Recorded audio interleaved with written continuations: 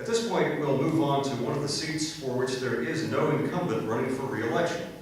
Robert Barnette, a Democrat, and John Cox, a Republican, are facing off for the open 55th District. Mr. Barnette, a bit about yourself. My name is Robert Barnette. I'm a candidate for the 55th House of Delegates seat. I'm married, been married for 33 years, my wife Janice. We have 2 daughters that we've raised in Hanover County, and we have 2 granddaughters. I'm running because we need less partisanship and more bipartisanship to solve our Commonwealth's problems. Some of the things that I've done, I've served on the Hanover Community Services Board, where we have helped individuals with challenging problems. We've also served in the military, 4 years in the United States Air Force, 25 years in the Virginia Air National Guard. And we were proud to serve when President Bush called on us to fight the war on terror. We've also served in the county as a special advocate for Hanover County's youth, helping those who don't have a problem in the county. So those are some of the things that we've done. Thank you, Mr. Cox. Good evening. I'm John Cox. I'm the founder of Cox Transportation Services, a nationwide trucking company headquartered up in Ashland, Virginia.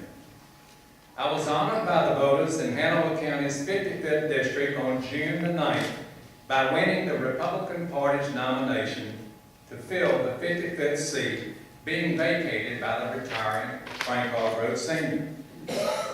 I'm not a politician, but merely a businessman seeking an elective office.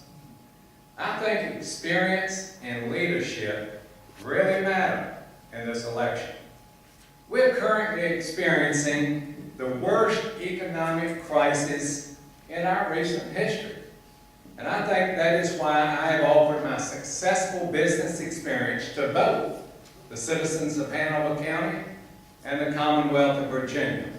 It's time to put business experience to work in our state government.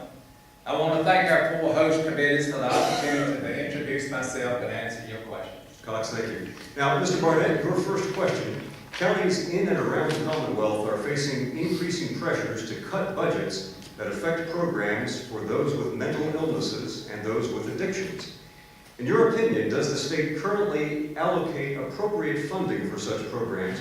If not, where can additional funding be found? Thank you for the question. By serving on the Hanover County Community Services Board, I know for a fact that the funding is not adequate and we must do a better job. One of the things that we can do is look at more public-private partnerships. We have to get our faith communities involved because, again, we know that this is a part of the community. And so if we get our faith communities involved and more public-private partnerships, I think we can solve the issue. When I was on the services board in Hanover, our waiting list was over 100. And these citizens needed service, and we desperately tried to service as many as we could, but we didn't have the funds to do so because of the state funding, and so that is inadequate. Mr. Cox, your response, and I can reiterate the question if I need to. Well, you know, the limited medical waivers that are available it really is very difficult for the citizens who need it most. But quite candidly, we cannot overlook the fact of what I alluded to earlier. We are in a devastating economic crisis. As I look around this room, I don't think there was anybody in here that had lived through the Great Depression. And that's some of the serious issues that we are facing today. That's why I feel like my business experience is important. In running my company, I've had to learn over the past 27 years how to tighten my corporate belt. And where we find those funds are not by increasing taxes at a time particularly that's devastating to our families now, the people who pay taxes. Well, we need to go line by line, just as I do month by month on my profit and loss statement at my business. We need to scrutinize every expense that the state is going through right now, and I guarantee you we can find some wasteful dollars in our state budget. That's the kind of prudent business experience that I hope to take to Richmond and help solve some of the problems and maybe be able to increase the number of medical waivers we have available for our citizens. Thank you, Mr. Cox. The second question to you is, what will be your top legislative priorities to best serve your district in the next General Assembly session? You know, I've traveled all through Hanover County, and it's been such a pleasure. I started my campaign in January, and there's no doubt that what the citizens in Hanover County have approached me about are jobs and job retention and the economy. You know, this is the most critical problem, but we cannot cut back on education.